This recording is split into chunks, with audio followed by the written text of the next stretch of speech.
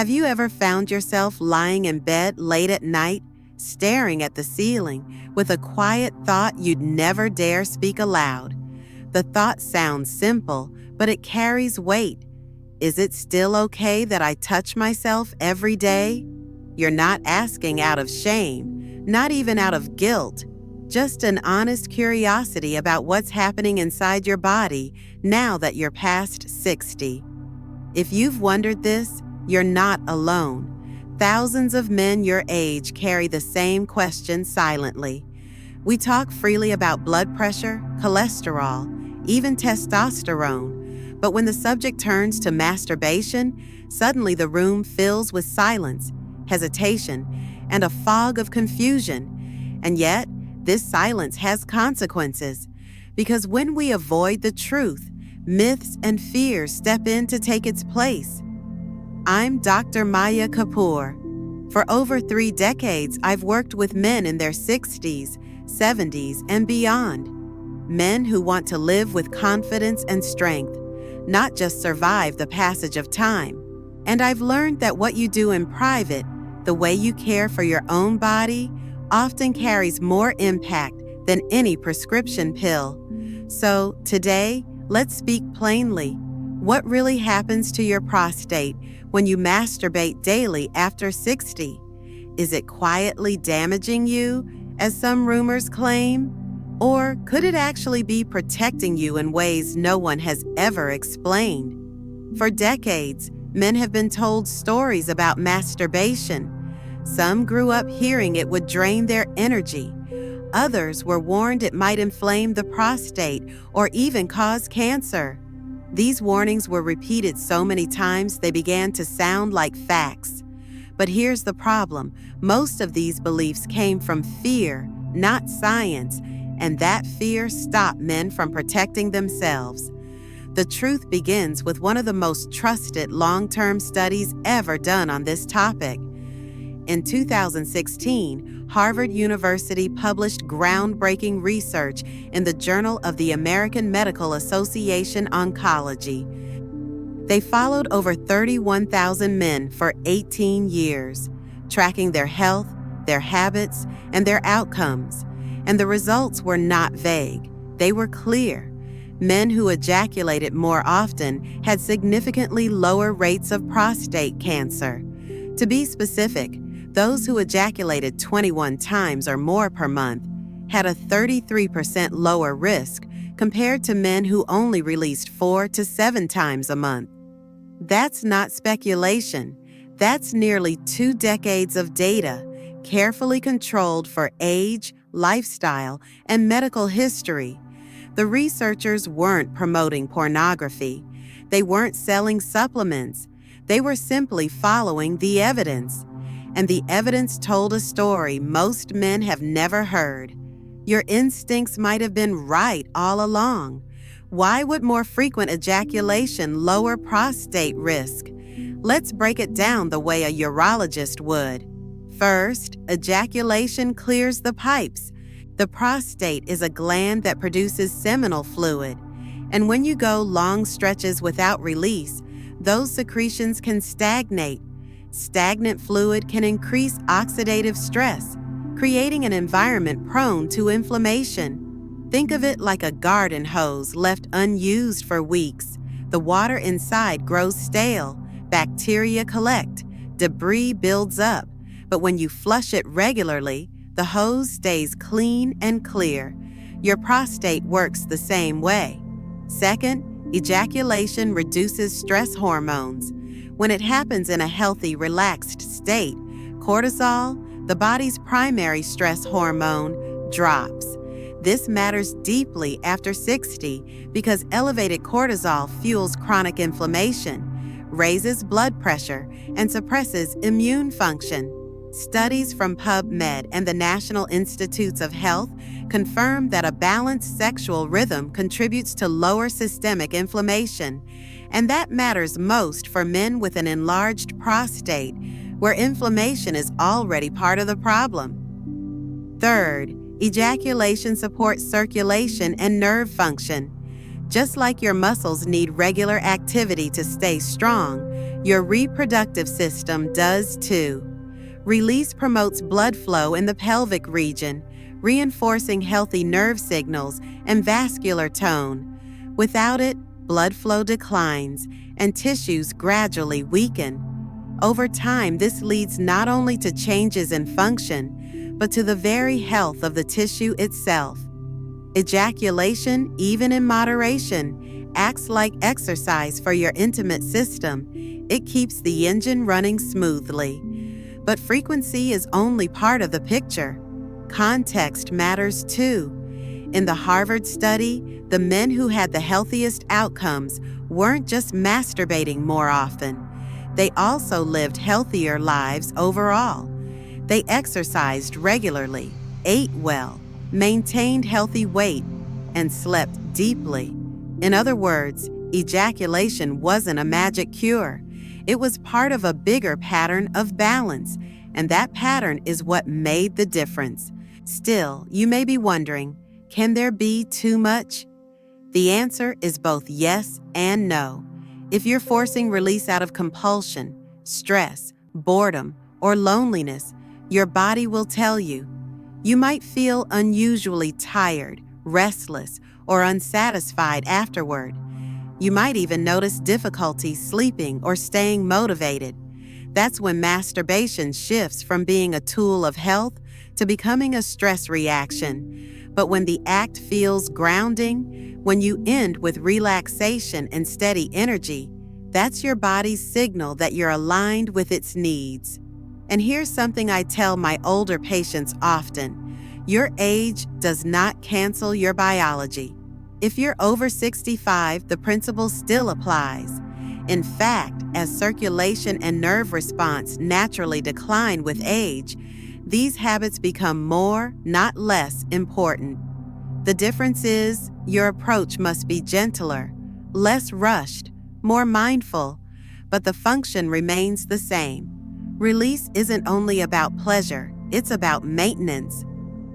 And your prostate, whether you realize it or not, quietly thanks you. So, let's set the foundation here. Masturbation is not the problem many men were taught to believe it was. In truth, it can be part of the solution if it's balanced, mindful, and accompanied by a healthy lifestyle. But the story doesn't end here, because ejaculation alone cannot protect your prostate. It must be supported by the other pillars of health: the foods you eat, the movement you choose, the rest you allow, and the mindset you carry. And that's where we turn next. Now that you understand why masturbation plays a protective role, let's widen the frame. Because while release is important, it is only one part of the story. If you want to safeguard your prostate after 60, you need to see the bigger picture: your plate, your daily movement, your sleep, your stress, and even your emotional relationship with your body. These pieces fit together like gears, each one driving the other. If a single gear jams, the whole system begins to slow. Let's begin with food. Your prostate is exquisitely sensitive to what you eat. Certain nutrients nourish it, while others quietly inflame it. One of the most powerful allies is lycopene, the pigment that gives tomatoes, watermelon, and pink grapefruit their red color. Lycopene works like a shield, neutralizing oxidative stress before it can damage prostate cells.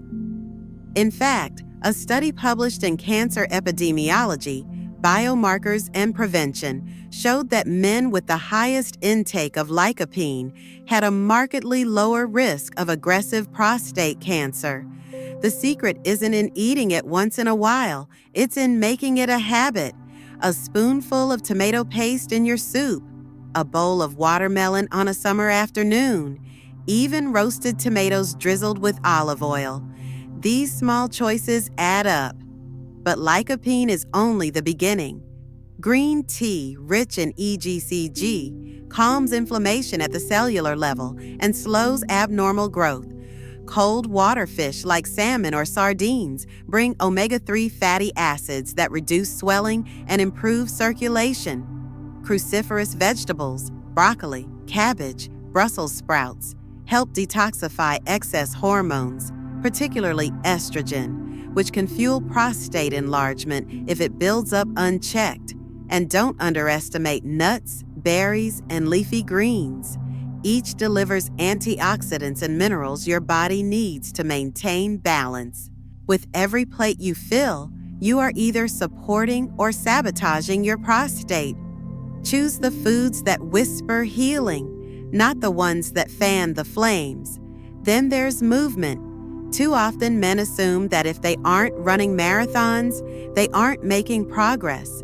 The truth is far gentler. Your prostate doesn't need extreme workouts. It needs circulation. Sitting for long hours, especially with poor posture, compresses blood flow to the pelvis and encourages stagnation. That stagnation quietly worsens swelling, urinary discomfort, and tissue decline. But just a daily walk, 10 minutes of stretching, or even breaking up long sitting sessions with small movements can reverse that tide. And then there are pelvic floor exercises, something most men have never been taught. Picture the muscles you tighten to stop urinating midstream. Those are your pelvic floor. They cradle your prostate, bladder, and sexual organs. When they weaken, you notice dribbling, urgency, and declining erection strength. But when you train them, you restore control and confidence. A few gentle contractions, held for 5 seconds and repeated several times a day, can make an extraordinary difference over weeks and months. Think of it as strength training for the part of your body that matters most, but receives the least attention.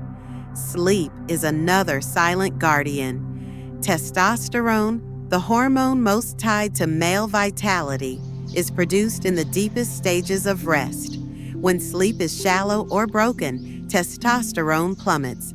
And when testosterone falls, inflammation rises, abdominal fat accumulates, and prostate symptoms worsen. Many men brush this off as just part of aging, but in truth, it's often the result of poor habits. Screens glowing late into the night, caffeine lingering in the system, restless rooms that are too warm or too bright. All of these rob your body of the very recovery it craves. By creating a routine, cutting screens 90 minutes before bed, limiting caffeine after the afternoon, keeping your bedroom cool and dark, you give your hormones permission to reset. Even simple tools like magnesium glycinate or tart cherry juice can deepen sleep, restoring balance in ways medication cannot. Within weeks, you may notice fewer nighttime trips to the bathroom, more energy in the morning, and a steadier mood throughout the day. But even with the best diet, regular movement, and sound sleep, one enemy remains: inflammation. It doesn't arrive with sirens or warning lights. It creeps in quietly. A dull ache in the pelvis, a slower, weaker urine stream, fatigue that doesn't match your activity level. This is prostatitis, or chronic inflammation of the prostate. And while infection can cause it, more often the trigger is systemic. Spikes of sugar, alcohol, processed foods, smoking, chronic stress. Left unchecked, inflammation hardens tissue, disrupts hormones, and makes symptoms worse year by year. The most powerful medicine isn't found in a pill. It's found in subtraction, removing the foods, habits, and stressors that fuel the fire, while adding back the ones that calm it. And this brings us back to release. Ejaculation helps lower inflammation, but only if the rest of your life supports it. If you're eating poorly, sitting all day, and sleeping 4 broken hours a night, masturbation alone cannot undo the damage. Balance is the key. When you combine healthy habits with regular mindful release, You create a system that protects you from multiple angles. Yet there's another piece many men forget. The mind, shame, guilt, and silence weigh heavily on the prostate.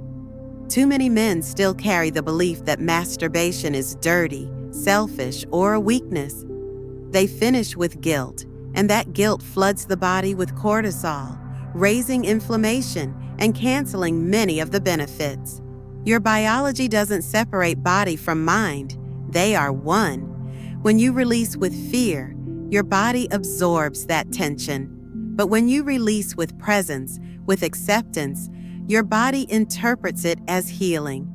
I remember a patient named Walter. He avoided masturbation for years out of shame and suffered discomfort and sleepless nights. When he allowed himself to reconnect without guilt, his symptoms eased and his energy returned. My energy is back. I sleep without waking 3 times a night, and I finally feel like myself again. That transformation didn't come from pills. It came from understanding, from letting go of shame and honoring his body's needs. So here's the truth most men never hear. Your prostate health isn't built on one act or one habit. It's built on the sum of your choices, what you eat, how you move, how you sleep, how you manage stress, and how you view yourself. Masturbation is part of that equation, but it works best when woven into a lifestyle of care. When you step back and look at the picture as a whole, it becomes clear. Masturbation is not the shameful relic many men were taught to fear. It is a natural biological rhythm, one your body still depends on even after 60. When practiced mindfully, it clears the prostate, reduces harmful buildup, lowers inflammation, supports blood flow, and maintains nerve health. But it works best as part of something bigger. Your prostate does not live alone. It listens to your diet, your sleep, your exercise, your mindset, and all of those choices combine into the story of your health. So let's put the pieces together. Imagine a day that starts with a breakfast rich in nutrients that calm your prostate, perhaps cooked tomatoes with olive oil or a bowl of oats topped with berries. Imagine following that with a short morning walk, stretching your legs, breathing deeply, letting circulation flow into the pelvis. Picture yourself breaking up long hours of sitting with gentle movement, protecting your pelvic floor with simple exercises. By evening, you wind down with a cup of green tea, turning off screens, letting your hormones prepare for rest. And somewhere in between, you allow yourself the quiet space to touch your body, not with shame or compulsion, but with intention. That is not indulgence. It is maintenance. It is health. But beyond the science lies something even more powerful, the ripple effect. When your prostate feels supported, when your hormones are balanced and your circulation steady, every part of your life feels the difference. Your energy returns, your sleep deepens, your confidence grows. You find yourself smiling more often, standing taller, even laughing in ways you thought belonged only to younger years. And in your most private moments, intimacy feels possible again, not forced, not pressured, but natural. I've seen this transformation countless times in my clinic. Men who came in tired, resigned, convinced they were too old to change. Men like David, 71, who believed his best days were behind him until he learned how to reconnect with his body. With a few changes, nutrients, gentle movement, and yes, mindful release, he returned weeks later with tears in his eyes. "Dr. Kapoor," he said, "I never thought I would feel this alive again." Or George, 65, who carried guilt for years about masturbation until he realized it was helping his prostate, not hurting it. When he released that shame, his body responded. His prostate symptoms eased, and so did his loneliness. These stories aren't rare. They are waiting in every man who chooses to see himself differently. Because here is the truth. Aging does not mean fading. Aging means adapting. Your body still wants to heal, still wants to thrive, still wants to feel alive. It may need different fuel, a gentler rhythm, a slower touch, but it is not broken. You are not broken. The function you carry, the intimacy you long for, the strength you remember, they can all be nurtured with attention, with care, with respect for the man you are today. And I want you to notice something important. When you choose this path, not just masturbation, but a lifestyle that supports your prostate, you are not just protecting an organ, you are protecting your identity, your relationships, your future. You are saying yes to mornings with more energy, yes to nights with more rest, yes to moments of connection that make life worth living. You are saying yes to staying present for the people you love, not as a shadow of yourself, but as the strong, grounded man they've always known. So I'll ask you now, not as a doctor, but as someone who has walked alongside thousands of men in this stage of life, what story will you choose to write from here? Will you let silence, fear, and outdated myths dictate your health? Or will you step into this next chapter with wisdom, curiosity, and courage? Your prostate is listening. Your body is waiting. And the choice is still yours. Remember, masturbation is not a contest. It's not about numbers. It's about rhythm. Listen to your energy. Respect your limits. Let your body guide you. When you combine mindful release with healthy food, daily movement, deep rest, and the quiet courage to let go of shame, you create more than just prostate health. You create vitality. You create freedom. You create a life that feels worth waking up to at 60, at 70, at 80, and beyond. And so, if this message spoke to you, I encourage you to take the first step today. Maybe it's adding cooked tomatoes to your dinner. Maybe it's a short walk after lunch. Maybe it's allowing yourself to touch your body without guilt for the first time in years. Whatever it is, begin. Small steps lead to big change. Consistency, not perfection, is what builds strength. And finally, I want you to remember this. You are not too old. You are not too late. And you are not alone. Your body still wants to respond. Your life still holds joy.